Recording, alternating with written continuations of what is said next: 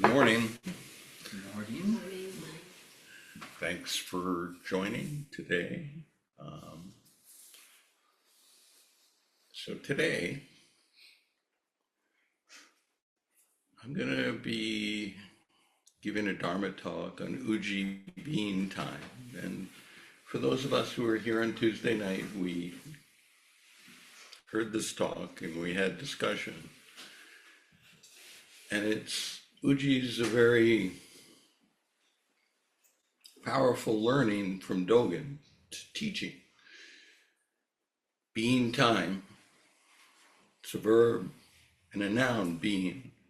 The way Dōgen uses it with great skill,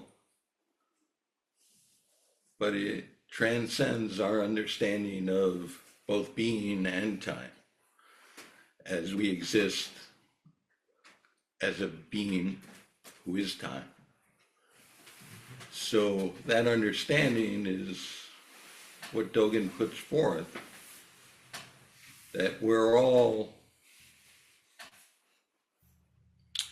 beings existing in our own being time, which encompasses perhaps all of our lives through the course and how we change within our lives. Okay, and Dōgen speaks of this when he talks about changing from wood to fire to ash and understanding the distinctions and the interrelationships of that. And so, Dōgen existed, 1200. So he existed 800 years ago, right? But he had these profound insights. He saw into our true nature. And this is a teaching that we have to hear a few times to really understand, or at least I do. So, and koans can help too. So for being time, Hakujo's fox is a good being time koan. Your parents' face before you were born, another good being time koan, to explore the depths of being time. Okay, so let's talk about the breath of being time. When Dōgen wrote Uji, Being Time, he gave us one of the most profound and challenging teachings in all of Zen. He said simply, firewood becomes ash, but firewood does not become ash again. At first, this may sound like a simple observation, but in Dōgen's language, every phrase is a universe. At first, this may sound like a simple observation, but in Dōgen's language, every phrase contains a universe. Firewood does not become ash again, because firewood time and ash time are both complete. They have their own distinctions. Each has its own being, its own time, its own Dharma position. Each moment of existence is perfect in itself, whole, radiant, and unrepeatable. So imagine the firewood before the fire touches it. Unmoving, solid, full of energetic potential, just like all of us. This is your life before finding the practice. We all have this potential for awakening. There is kinetic energy inside it, but it has not yet been released.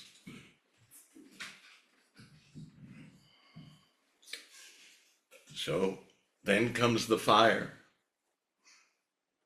That's life itself. experience, and the violence of this world, turbulence in our minds, and the firewood burns. Smoke rises, and it releases a brilliant warm light, and what remains is ash.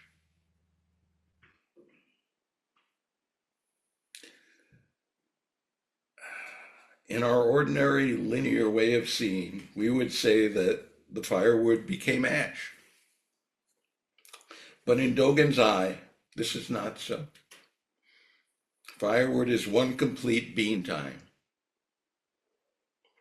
Ash is another complete being time. The fire that joins them is yet another being time. Each having their own function and position, all manifested in this moment, with nothing missing. Infinite occurrences over and over again. There's no scarcity, because scarcity is born of the mind. This is a place of compassionate abundance. Each is the full expression of the Dharma. Each is Buddha manifest.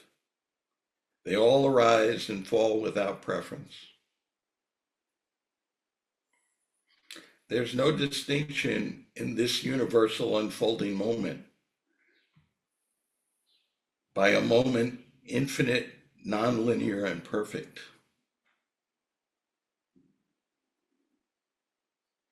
Now think of your own life, your body, the breath coming in, breath leaving, going out. Breathing in, we're born again and again. Breathing out, we die over and over, moment by moment.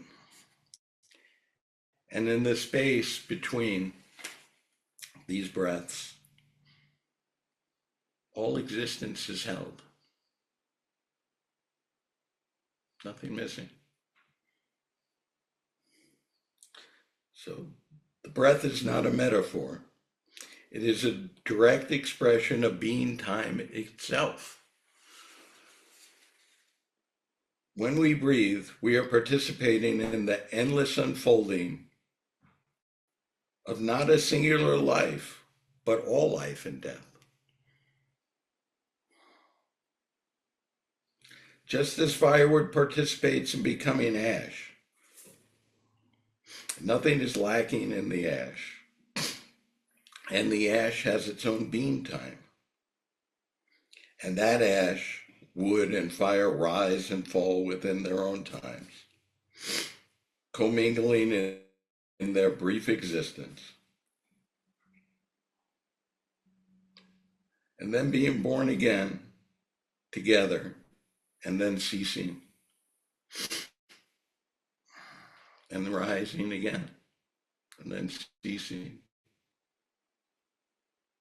Each moment distinct, each moment having its own Dharma position, but conjoined with all other moments and all other being times rising in that moment. So just like the breath, just like the waves in the ocean, you are just one wave in this vast ocean, rising and falling. Each breath is complete. This breath does not become the next breath. It doesn't need to.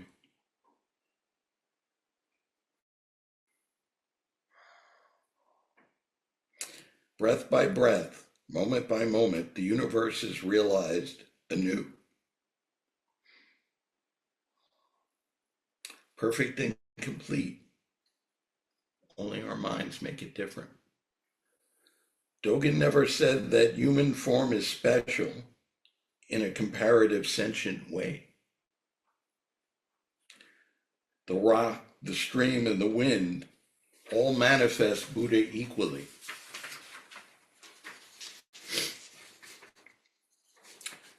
But being human gives us a rare and precious ability.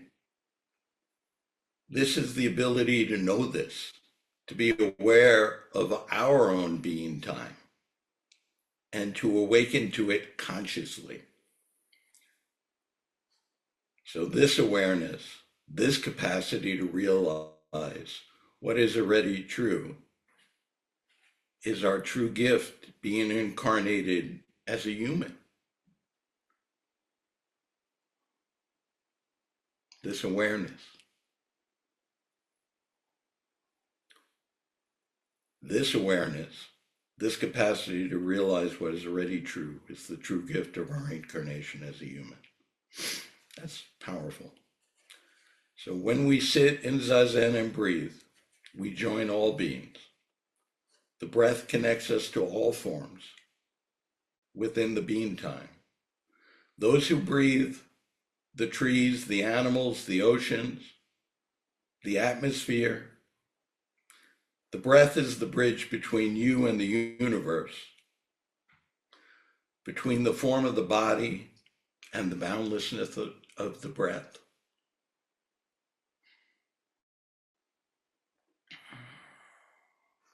We cannot claim the breath as our own, as all breath has been intimately exchanged, intermingled, and changed with each breath and each wind, with each moment.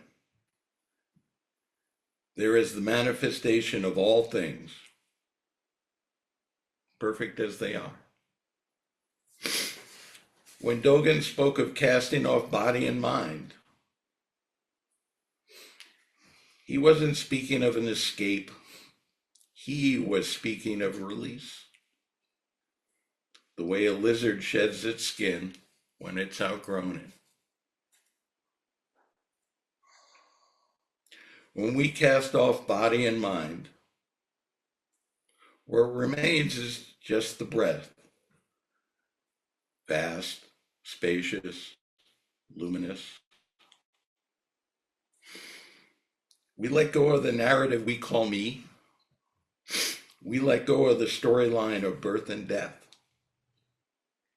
And what remains is the living, breathing suchness of the moment.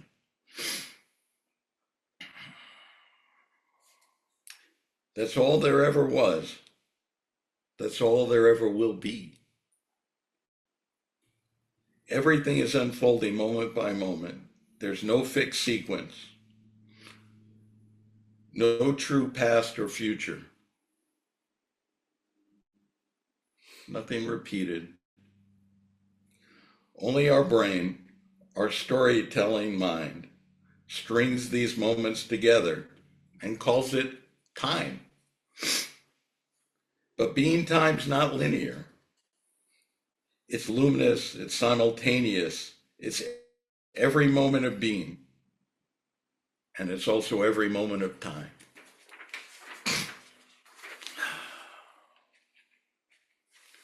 So when you sit and awaken to this, the edges soften. The separation between life and death becomes softer. The distinction between self and other falls away. You realize that the whole universe breathes with you. So when you sit simply. Feel the breath as it breathes itself. Let it fill you and leave you. Let each breath be the totality of your being time. Wood and fire time, ash time, breath time.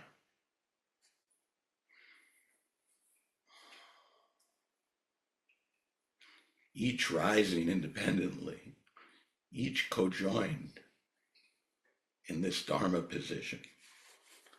This is the Dharma position of your life, complete, vibrant, co-joined with the collective breath within Buddha nature. To live this breath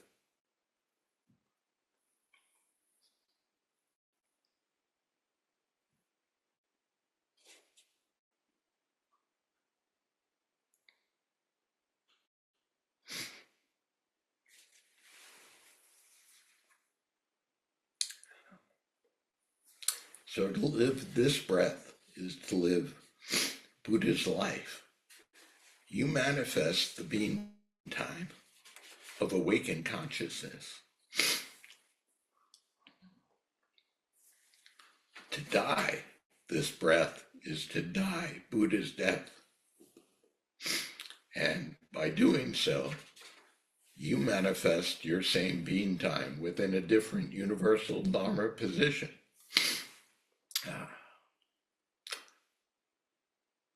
Firewood turns to ash.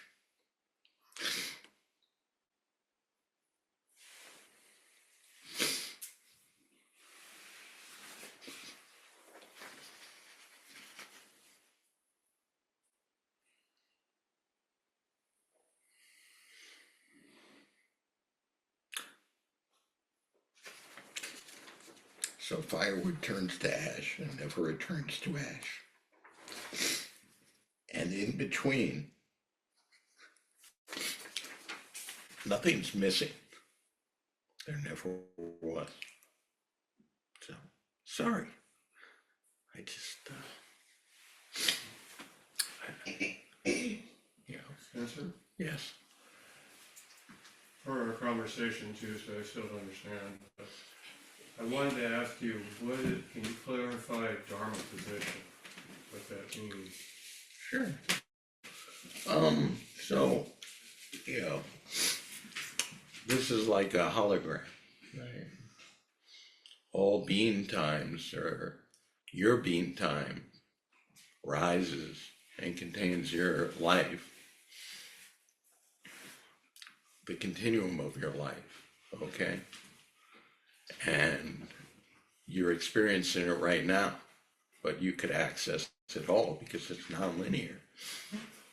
And that your being time also includes everyone in that being time right now, and their distinct being times, and the wood being time, and the streams being time, right? But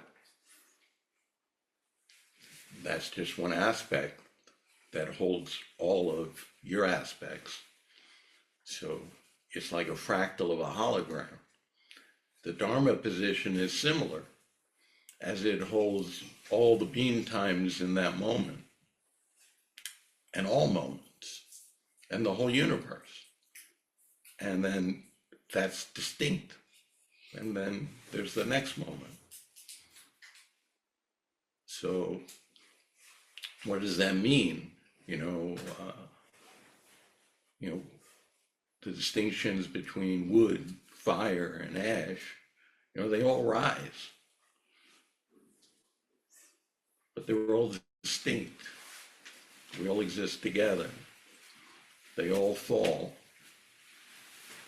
but they change, but they're the same. So when Dōgen talks about mountains and streams moving, it sounds abstract, but it's not. It's the most organic thing.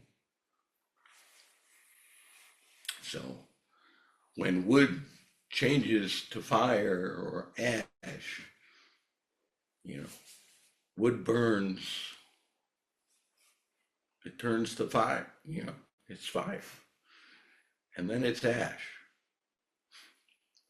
Maybe that ash flows downstream and becomes a mountain, and who knows, we're all made of stardust, right? That's it. And that's what Dogen's talking about. You just thought it was a verse in the song Woodstock, but it's not. We're all stars. Dogen knew it. Yes, Maya. A particular line you had spoken about, which is there is no scarcity, and how in each moment we are the living embodiment of Buddha, yet we are deluded into thinking otherwise, into chasing attainment. And when we sit, what we're trying to do is have clarity of mind to realize ourselves as ourselves. It reminded me of the Dharma talk, which talked about the sieve not that long ago. I can't remember the specifics of it, but scarcity, when we are actualizing and recognizing our experience for what it is, and we're running ourselves through the sieve, scarcity is essentially what we're getting rid of. The idea that we lack anything, I think, is what I'm taking away from today. No, there's nothing lacking. And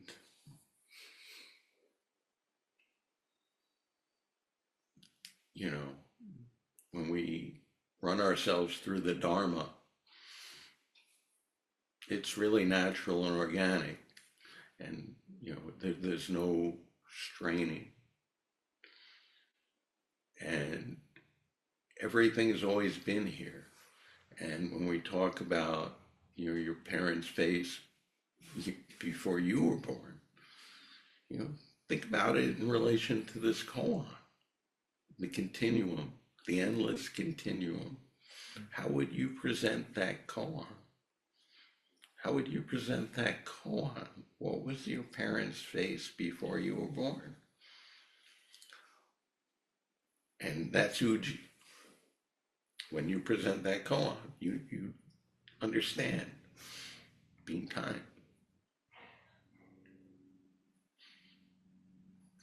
Yes. Can you say more about Dharma positioning and how I believe the verb you used was fixes being time? Because that's something that I feel like I'm struggling to grasp. I think Dharma position is just a striation of the moment that includes all moments and everything. It's the absolute. If you had a vivisection of the absolute, that would be the Dharma position, and it contains all being times occurring in that position. And so that's how we're all conjoined in this moment.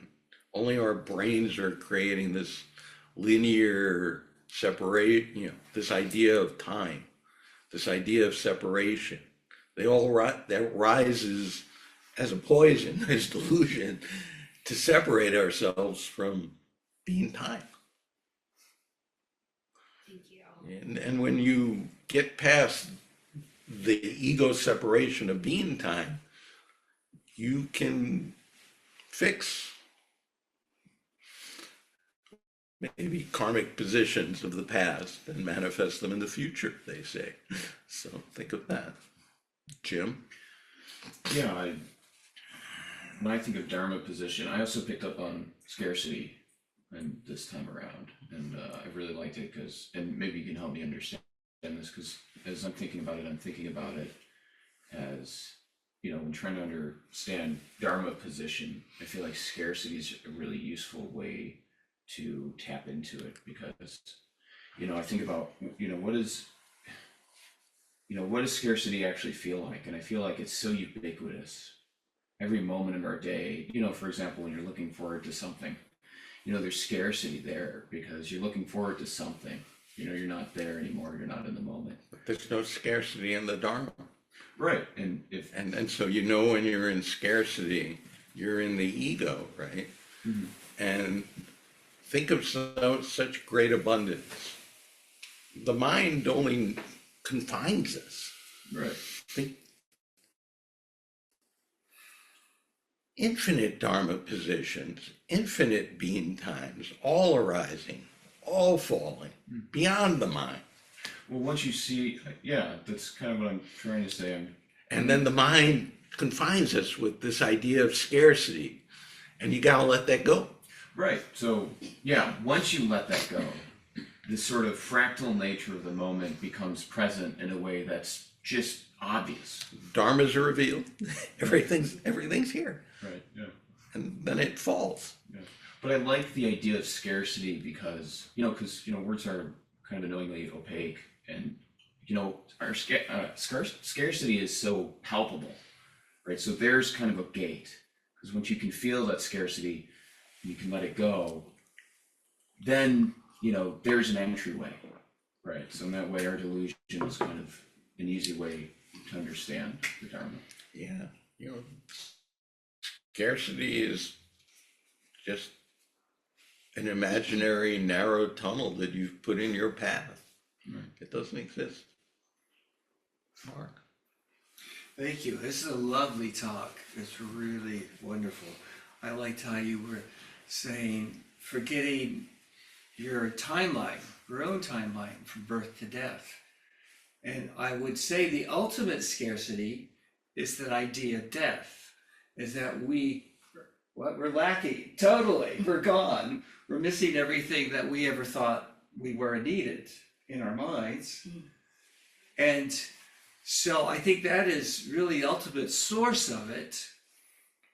This thing that we will be finite. But when we go to being time, when we go into being time, it becomes whole. It becomes a process. It becomes, when you forget the timeline, like you said, then we can live in this fractal nature. There's no past, present, future.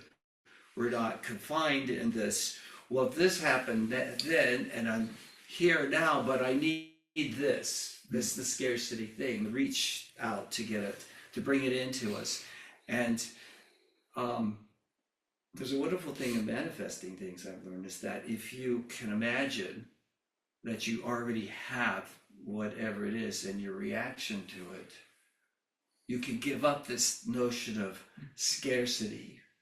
And this notion of scarcity then falls away, and then the universe provides. The universe has it there because we don't have that me and it. It becomes one with you. So you see, you can practice it in small ways. It can work. But the big one we always wrestle with, with the finite, the whole totality of scarcity. And it drives people to all sorts of actions to preserve their legacy, to go, what the fuck, I give up. We're all gonna die anyway, right? So I think you really hit on some very deep universal points and places. Just passing it on from Dōgen. So, It's a good thing. I haven't heard that talk before. It's wonderful. I have many other talks behind it. So I just wanted to say Matt and Joel have questions. okay, Joel. Matt was actually the first to Okay. raise his Matt. Go ahead, Joel. Okay. Okay. Well. Okay. Yes, Joel. Yeah. This was beautiful. Thank you so much. That is great. One thing, a lens onto Uji that I've found very powerful is just coming out of, I think, what I understand is the basic Buddhist notion that there are, in a sense, infinitesimal moments in every second. And I find that very powerful and helpful in understanding is the wrong word. In thinking of being time, all the wrong words, because every moment is that moment and my being in that moment and everything's being in that moment and all the seeds and results of every previous moment, and it's all right there. And then the very next instant, it's whatever it is.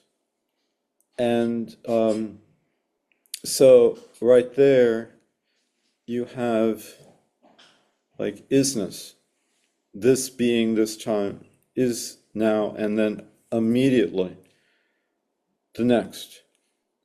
And that's the way I've understood it. And I wonder just how you feel about that, whether it gets to it what you might add to it. That's yes, yes. And, infinite moments, right? But no scarcity, just abundance. Yeah. And the word infinitesimal,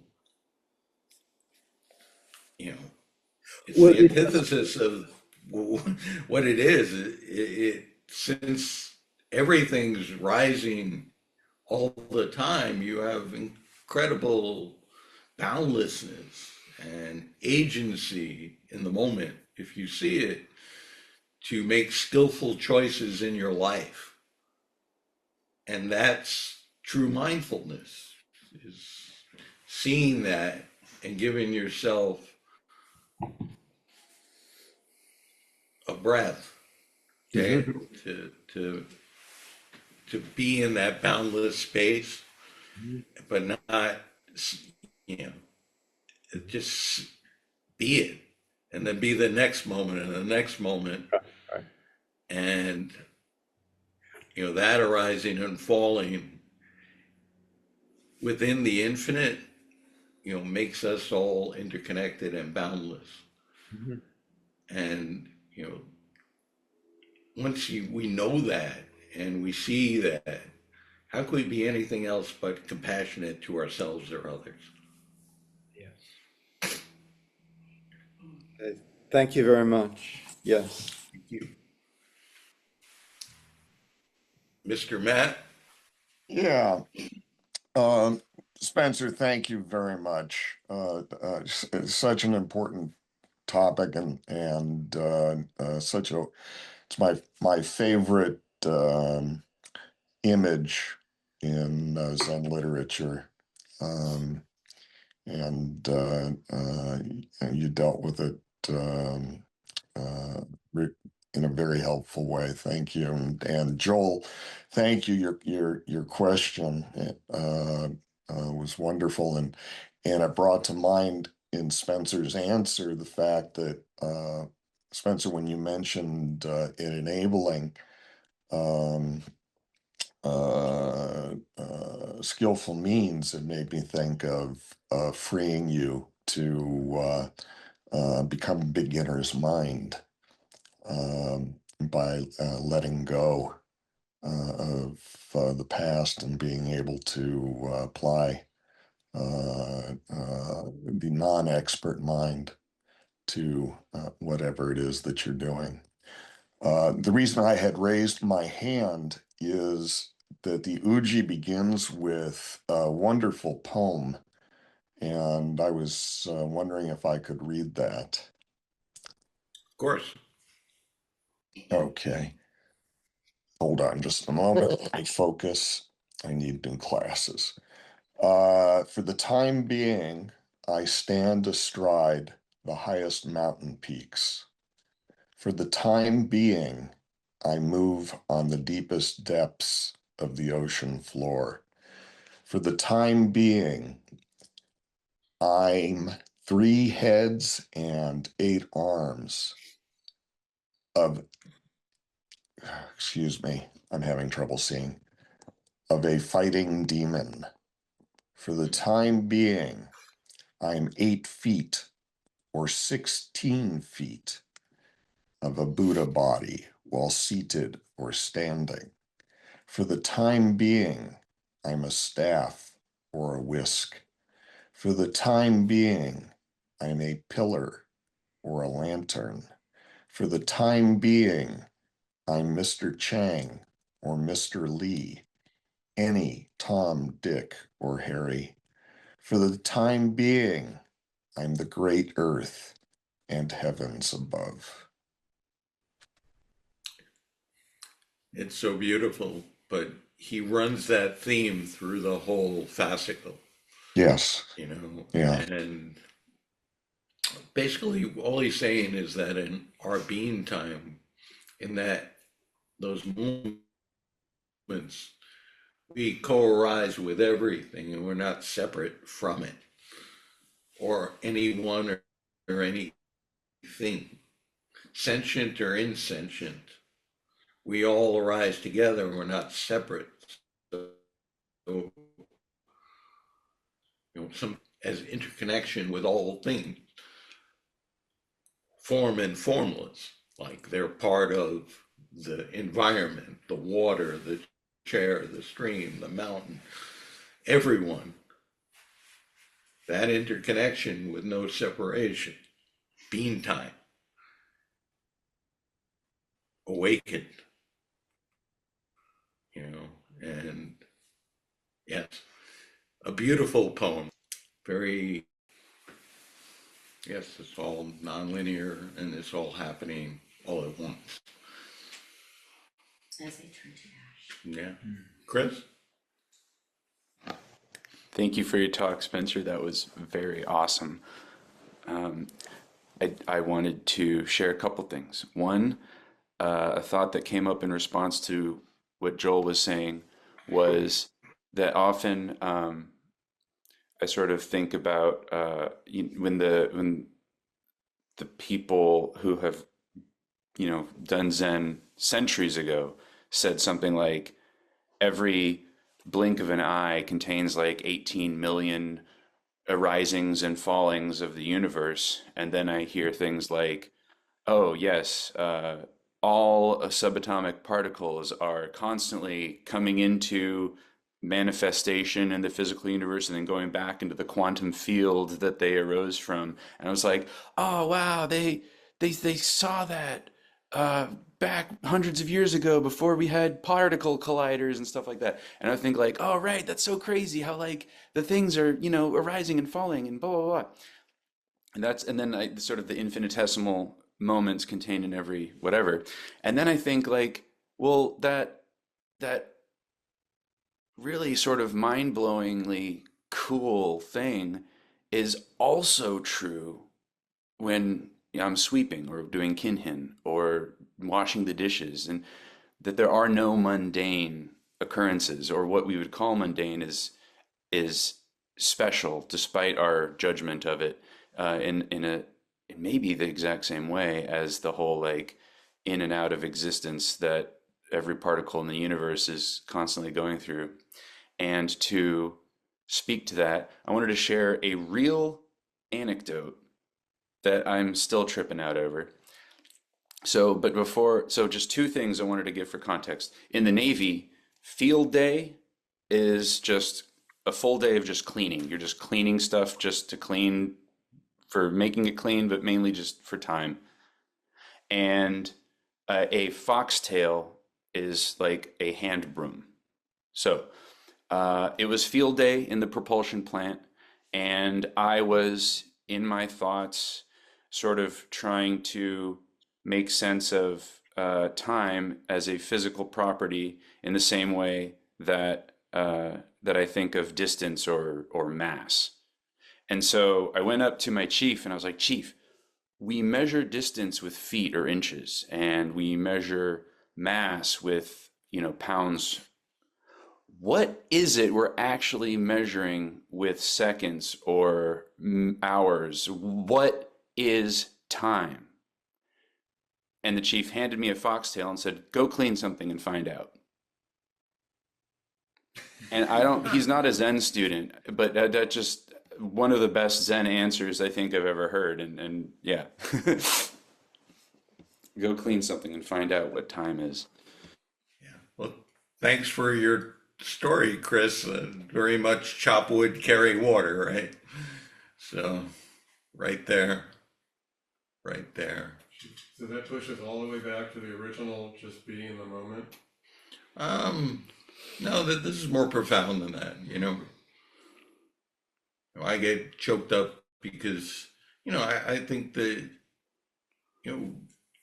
even Peter, he passed. We lived in the fire of his life, right? And now he has different form. As much as our minds don't want to, but Peter's being time still commingles with all of our being times, and his dharma is our dharma. He never left. Only in our minds So his form is changed, okay? But hasn't changed because he's always been just a thought in all of our minds. He's just changed form, but he still exists with everyone, right? So for me, that's very comforting.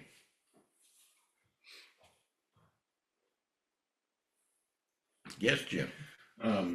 Yeah, I was thinking about, the phrase no past, no future, no present.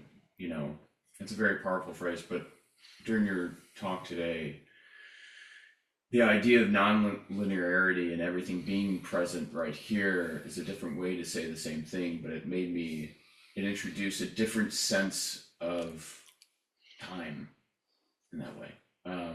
So I appreciated that. It felt abundance, a tremendous amount of abundance. Almost as if I could move freely from the past to now to the future to now all at once. So it brought up a different sensation, a different sense of liberation.